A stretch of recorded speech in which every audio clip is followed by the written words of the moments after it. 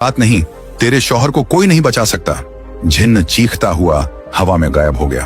अलीमा की रूह कांप उठी, मगर उसने अल्लाह का शुक्र अदा किया कि वो इस धोखे से बच गई। अब उसे पूरा यकीन हो चुका था कि उसका सफर और भी ज्यादा खतरनाक होने वाला है। कई दिनों की सख्तियों के बाद आखिरकार अलीमा मक्का पहुंच गई। जैसे ही उसकी नजर काबा शरीफ पर पड़ी, उसकी आंखों से आंसू छलक पड़े।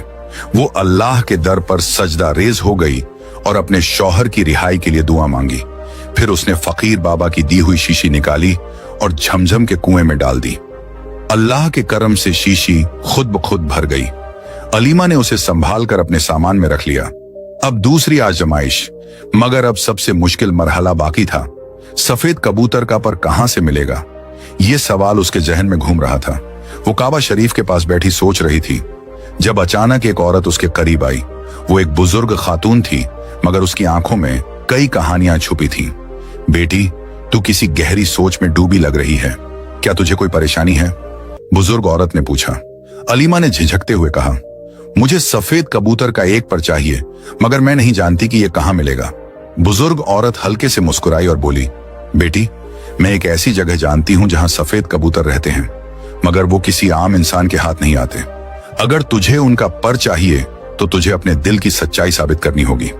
अलीमा ने सर झुका लिया और मजबूत लहजे में कहा, मैं अपनी मोहब्बत और ईमान के लिए हर आजमाइश से गुजरने के लिए तैयार हूं। अब उसे एक और इम्तिहान से गुजरना था। वो बुजुर्ग औरत के बताए हुए रास्ते पर चल पड़ी। जब वो उस जगह पहुंची तो देखा कि वहां कई सफेद कबूतर थे, मगर वो किसी के करीब नहीं जा रहे थे। थोड़ी ही देर में एक पहरेदार आया। उसने अलीमा को देखा और कहा, अगर तुझे सफेद कबूतर का पर्स चाहिए तो तुझे अल्लाह पर पूरा भरोसा दिखाना होगा। तेरे पास सिर्फ एक मौका है। अगर तू दिल से दुआ करेगी और कोई कबूतर तेरे हाथ पर बैठ गया तो तुझे उसका एक पर मिल जाएगा, लेकिन अगर वो तुझसे दूर उड़ गए तो तुझे खाली हाथ लौटना होगा। अलीमा का दिल जोर से धड़कने लगा। उसने अल्लाह का नाम लिया और अपनी हथेली खोल दी।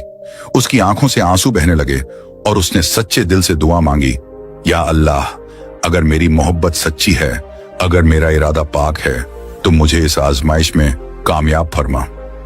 कुछ देर तक कुछ